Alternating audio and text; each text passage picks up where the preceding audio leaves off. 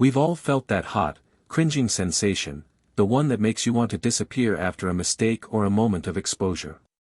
This is shame, a profoundly painful emotion rooted in the fear that we are somehow inadequate and, because of this, unworthy of connection. It convinces us we are alone in our flaws. Yet, as Brené Brown's research reveals, shame is a universal human experience. The path through it isn't found in hiding, but in courageous understanding and genuine human connection. Shame is more than simple embarrassment. It is a deeply distressing emotion tied to a belief that we are defective, and that this defect will lead to rejection. It often strikes at our most vulnerable moments, precisely when we seek acceptance. Consider the child ridiculed for her weight by a parent, or the teenager shunned after a family tragedy. In these moments, a plea for compassion is met with coldness or judgment, and shame rushes in to fill the void. It tells us we are the problem, sealing us in silence and isolation. The most powerful antidote to this poison is empathy. Shame thrives in secrecy and withers in empathetic connection. When we share a shaming experience and are met with understanding, a simple, "I get it, I've been there too," the feeling of isolation begins to dissolve. True empathy requires listening without judgment, striving to see the world through another's eyes. It is the compassionate friend who, hearing about a desperate lie told to cover a forgotten obligation, focuses not on the lie but on the overwhelming pressure that prompted it. This kind of response is healing. Importantly, the process works both ways. Offering empathy to others when they share their stories strengthens our own resilience and deepens our connections.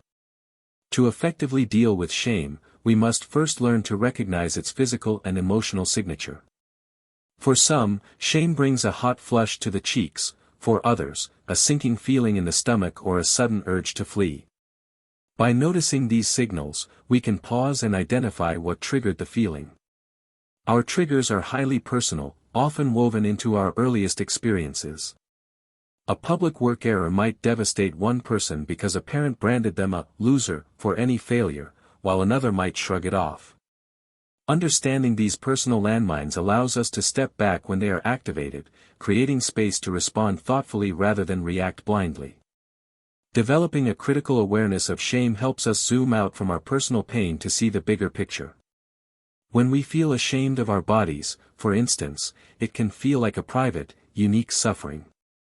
But a wider view reveals how societal expectations and multi-billion-dollar industries actively fuel this insecurity to sell products. Recognizing that our feelings are manipulated by external forces, and that millions struggle with the same impossible standards, normalizes our experience. This perspective doesn't erase the pain, but it robs shame of its power to convince us we are uniquely flawed. We see the systems at play, which helps us question the shame's validity. Healing from shame requires moving toward others, not away from them. Our culture often tells us that self-esteem comes from individual achievements or perfect appearances, but true worth is built through relationships.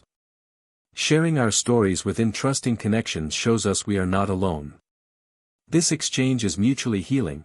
By reaching out, we not only ease our own burden but often give others permission to share theirs.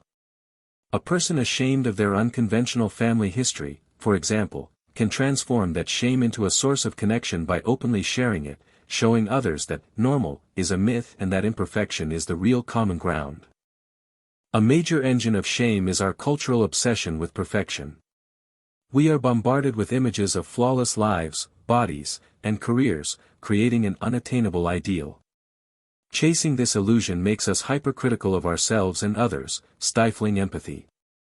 When we believe we must be perfect to be worthy, we have no room for our own humanity, let alone the humanity of others. This perfection myth also makes it difficult to ask for or offer help, as needing support is seen as a weakness. Letting go of perfectionism is a crucial step in dismantling shame's power. Finally, we must be wary of using anger as a shield against shame.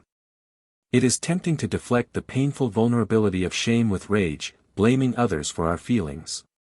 While anger can feel powerful and righteous, it ultimately blocks connection and keeps us trapped in the very cycle we seek to escape. Real healing comes from sitting with the discomfort of shame, understanding its origins, and choosing vulnerability over blame. Ultimately, I thought it was just me, offers a hopeful roadmap. Shame loses its grip when we bring it into the light of compassionate awareness and shared experience. By cultivating empathy, recognizing our triggers, challenging societal expectations, and forging authentic connections, we can transform shame from a source of isolation into a catalyst for deeper human understanding and resilience. The journey requires courage, but it leads to the liberating realization that we are, in fact, enough.